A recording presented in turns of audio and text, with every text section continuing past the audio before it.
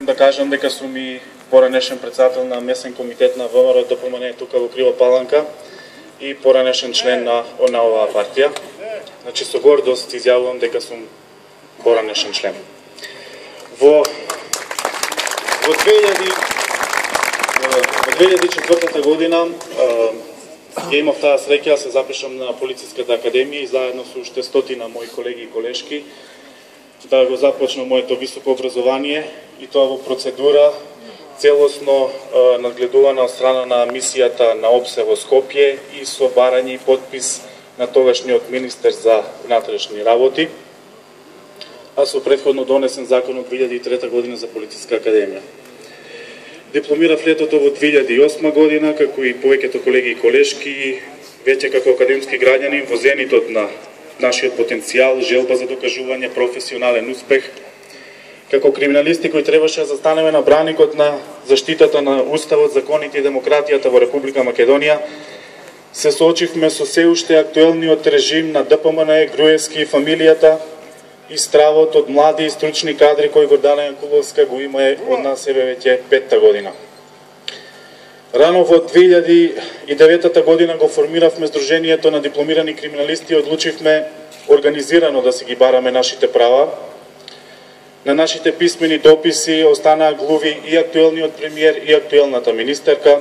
Нивните одговори секогаш се сведуваа на тоа дека тие немаат потреба од нас и дека ние сме можеле да аплицираме на некој јавен оглас кога Министерството некогаш ќе го објави. Во меѓувреме, почитувани сограѓани, сите знаеме какви се луѓе се вработија во полицијата, слепи партиски војници со 8 оделение, криминалци, насилници со досиеа. Ние, дипломираните криминалисти, сега веќе на број над 400, немавме ниту право да аплицираме на последниот конкурс кој што Министерството го објави. Гордана Јанкуловска вели дека ние сме биле престари за тоа. Да биде уште пострашно, заради неколкуте протести кои ги организиравме пред владата како Сдружение на дипломирани криминалисти, веќе сме оквалификувани како алатка во раце на опозицијата. Значи 400 дипломирани криминалисти се ставени сите во еден кош, навредени, омаловажени како алатка во раце на опозицијата. Десетина пати сме барале средба со неа, ниту еднаш не покажала храброст да не погледне лично во очи и да ни објасни каде се нашите јавни огласи за вработување.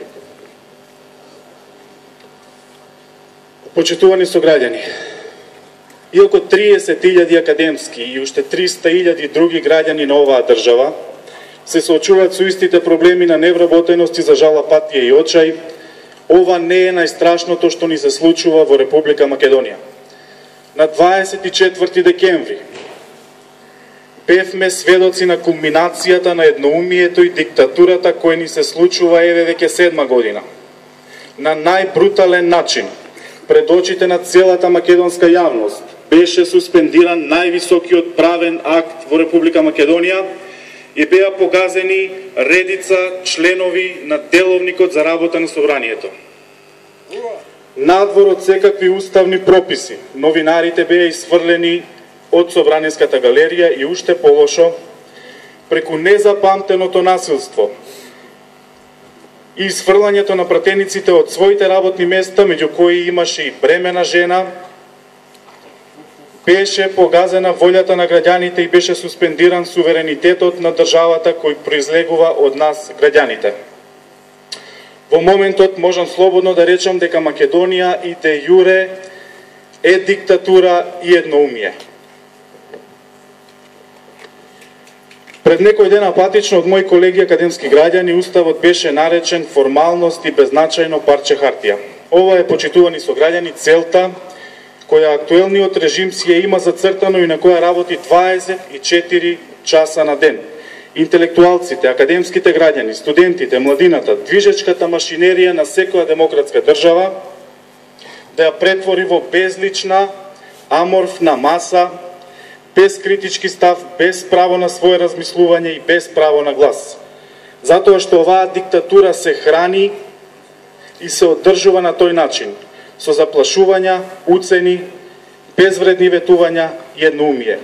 На секој кој не се совпаѓа во оваа слика, му преостанува или да биде отфрлен од општествените текови, да му биде ускратено правото на достојна работа, просперитет и среќа, да биде отфрлен во очај или како последно да ја напушти државата.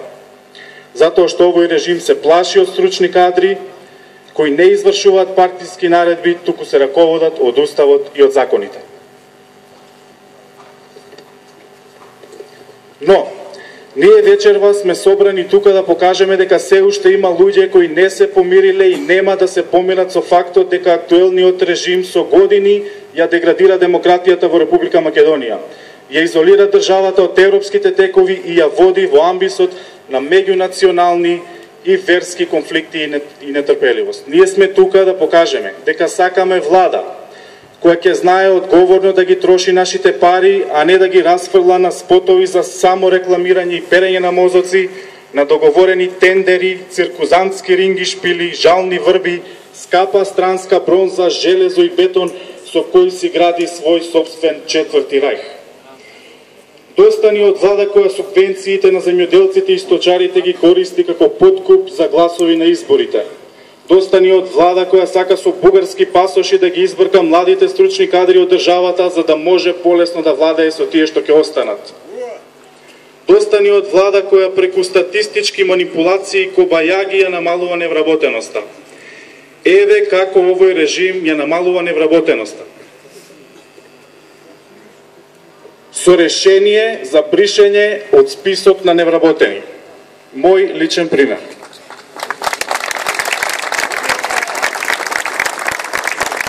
Ние ваква Македонија, изобличена, понижена, осиромашена, не сакаме и повеќе нема да дозволиме.